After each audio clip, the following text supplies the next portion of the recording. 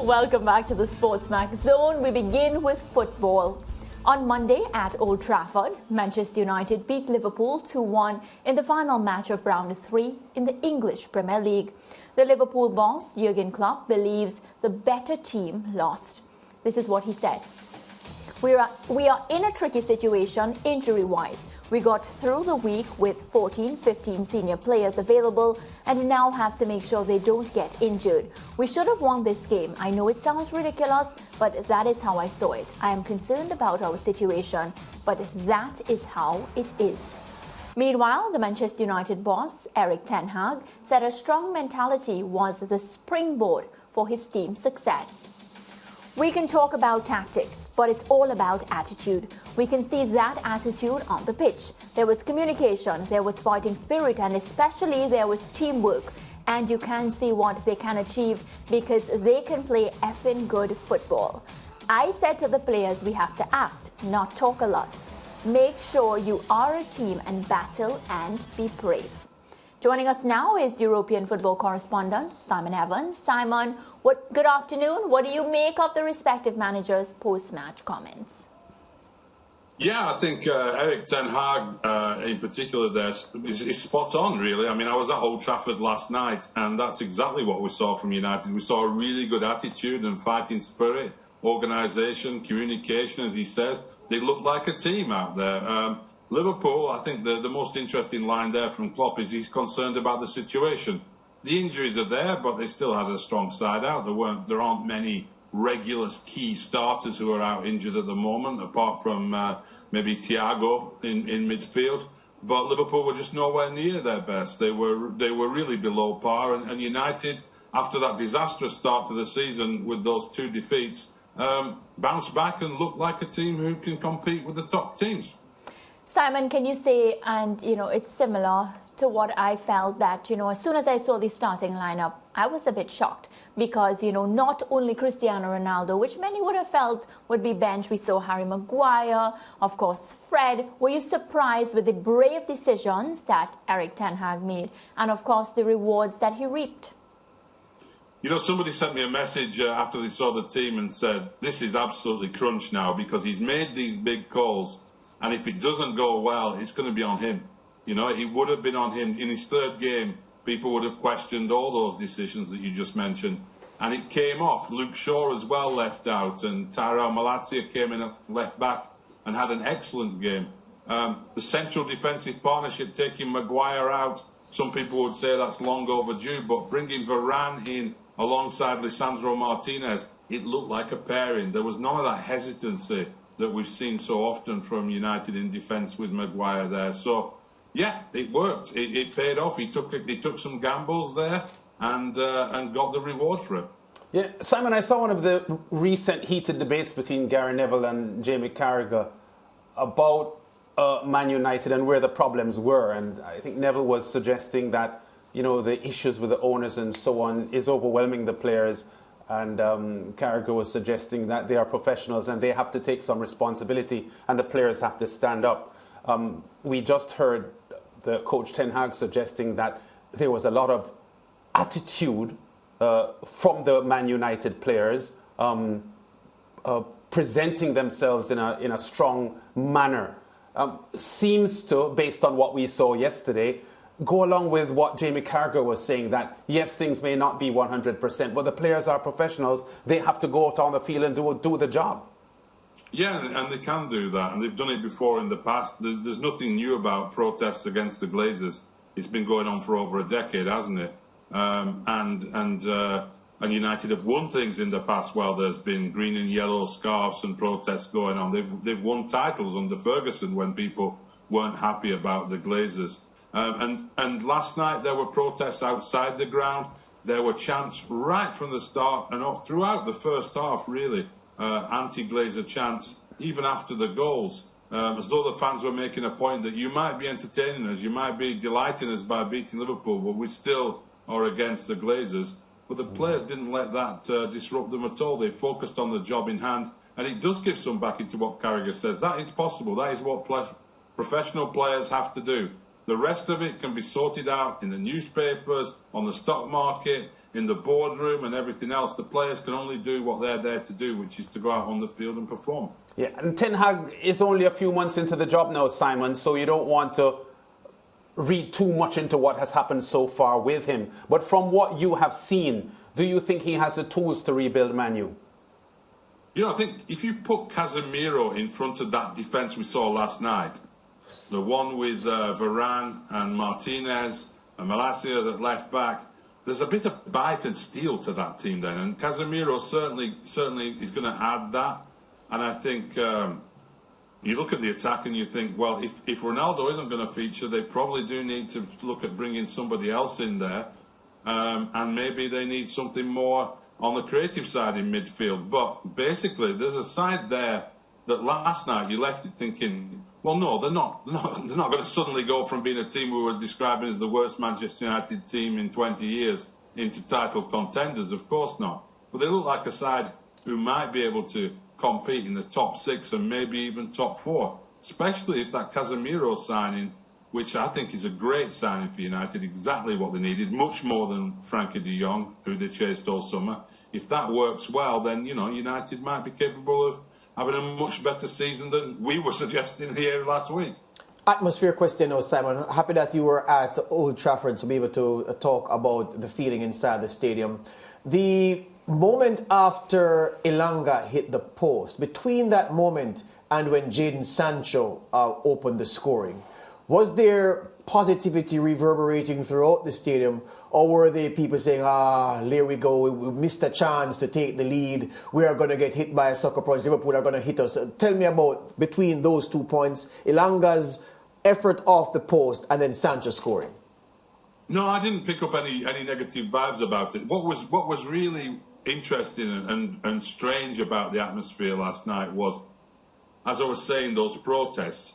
But they knew they were playing Liverpool. So they weren't going to allow the protests to distract them from getting behind the team and backing them in a derby match, especially when, you know, that chance early on and the first 10 minutes really set the tone that, you know, maybe United can give Liverpool a game here. And the fans responded, but they carried on protesting as well.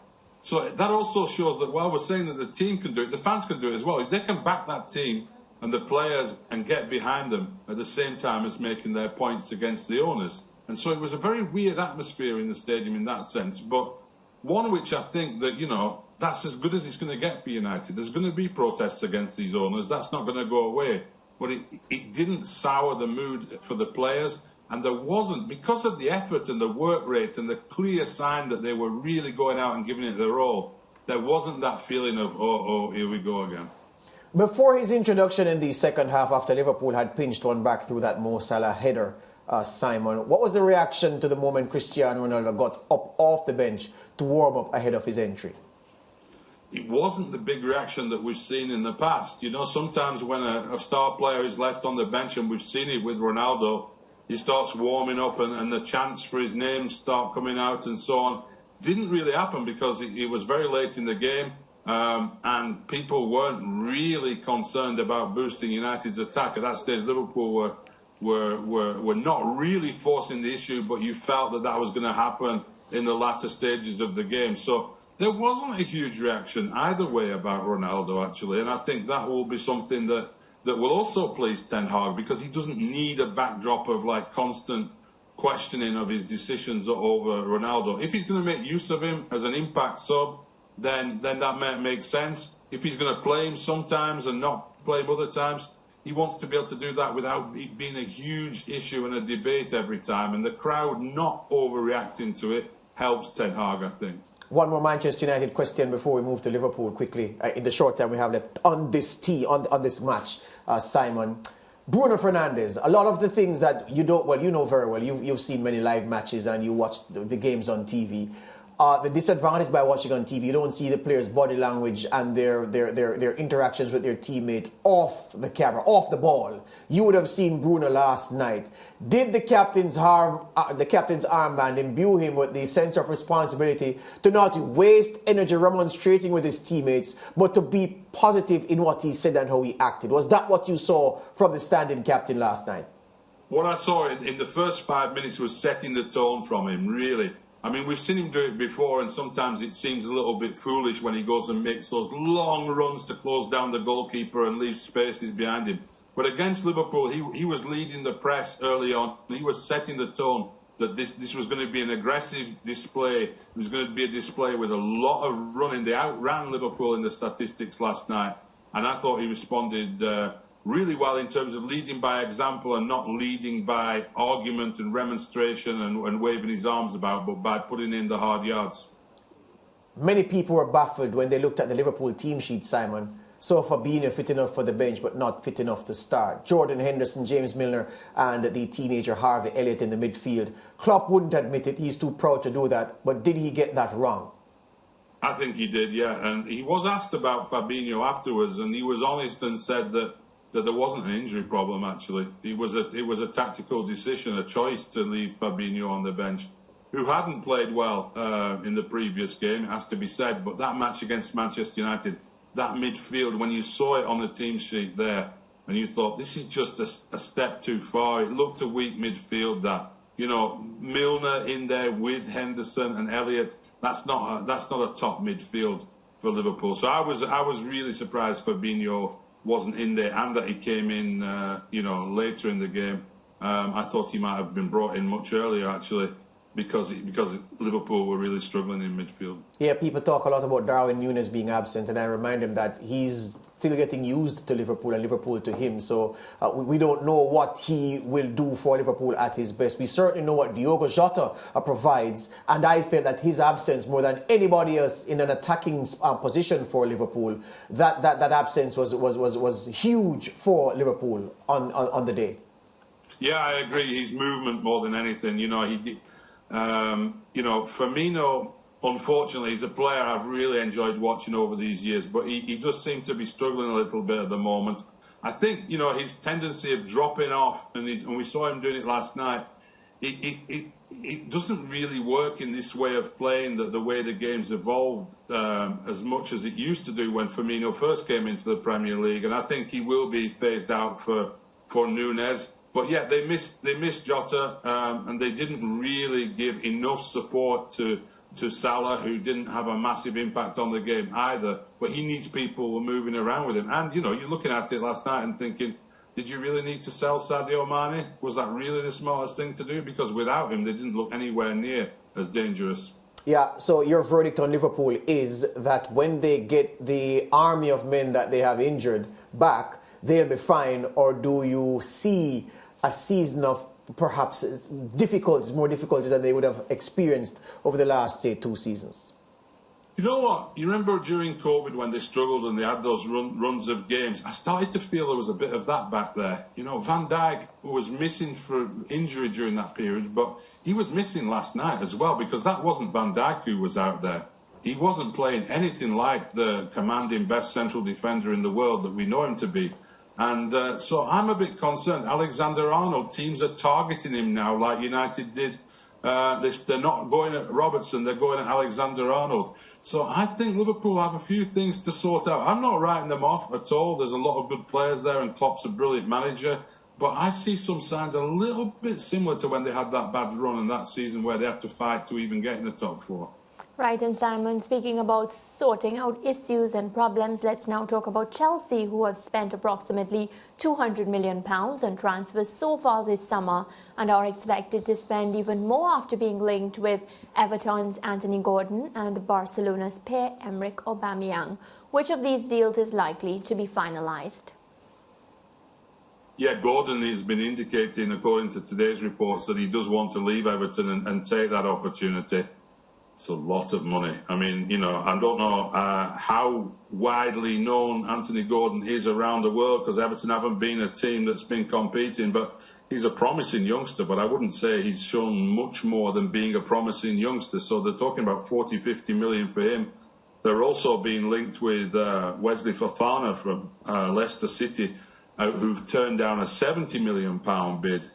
This is huge amounts of money that Chelsea are throwing around. Nobody expected it when these Americans took over from Abramovich. Everyone thought they'd be, like American owners in the Premier League, tend to be a little bit more careful with their investments in players. but they're throwing money at it even more than Abramovich did. So we'll see where it all goes. But Aubameyang does seem like a good fit for Chelsea, I think. You know, a short-term fit perhaps, but they need someone down that middle since they've lost Lukaku. Yeah, and speaking about the middle, Chelsea's problems, do you get the sense that, you know, just by finalising these deals, because we saw what Leeds would have done to them on the weekend? Yeah, you know, that was a huge shock, wasn't it? And really surprising how poor Chelsea were. And we've talked before about Thomas Tuchel, that when it's not quite, things aren't quite fitting and aren't quite working, he does seem to get very agitated, whether it's his behaviour on the bench, and we don't know what he behaves like on the training ground, of course, but one can only imagine. And something's not quite right, but these new players coming in, it's clear also that can disrupt a team. You know, when you're the central defender and you see them being linked with a 70 million central defender, and the same in other positions, it makes people feel a little bit jittery. So something has to be fixed pretty quickly at Chelsea, because again, as at Liverpool, something feels just a little bit off. Yeah, final one, Simon, before we go. The Anthony Gordon one, I'm scratching my head. He reminds me, well, the situation reminds me of when Tom Davies exploded on the scene for Everton, by Everton standards. And in the moment, first 5-6 games, people were saying, oh, this is a world beater. He didn't catch fire close to the transfer period, so there was no hope of, there was no situation of teams quoting big prices for him. But I see Gordon as a similar player, a fresh face in a team who will be an okay player, but not a world beater. I've seen nothing world beating about Anthony Gordon. And to pay this kind of money for him, if you actually get him for that, I'm wondering if Chelsea have a money machine at Stamford Bridge. No, it is a real surprise because, like I say, he's a promising youngster and nothing more than that, really. And Everton signed Dwight McNeil from Burnley in the summer, and I thought, the first thing I thought when they did that, I thought, well, he's going to push Gordon for his place in the Everton team. You know, I'd never entered my head, and I don't think anybody else's that kind of money would be flying around for Anthony Gordon. So we'll see. You know, I mean, Everton have produced good players over the years, but they haven't done that well when they've gone away from Everton. You think about, you know, Ross Barkley being the best example of that, who was an England international midfielder, went to Chelsea, and he's still at Chelsea, but he could be forgiven for forgetting that he's there. Yeah, Simon, we're out of time. I have to ask quickly, though, Anthony to Manchester United, the man, he seems to have gone on strike at Ajax, and then there is talk that after PSV's Champions League game on Wednesday, Cody Gakpo will also swap Eindhoven for Manchester. What is your information about those two moves? Well, they're both players that Ten Hag has said he would really like to have at Manchester United, Anthony in particular. And I think, you know, we've seen him in the Champions League, haven't we? He's an exciting player. He does seem, though, like another player who's coming into the Sancho position or the Rashford position. He's more of a wide player rather than a goal-scoring striker. So I'm not sure, you know, when you look at the resources, they're talking about 80 million for him, 70 million. Again, I'm not sure that's necessarily the top priority for Manchester United, but Ten Hag really likes him, and he's starting to sound like something might happen there in the latter stages of the window. Thank you very much for your time, my friend. Mariah, that's it. Yeah, that's a wrap. Break time.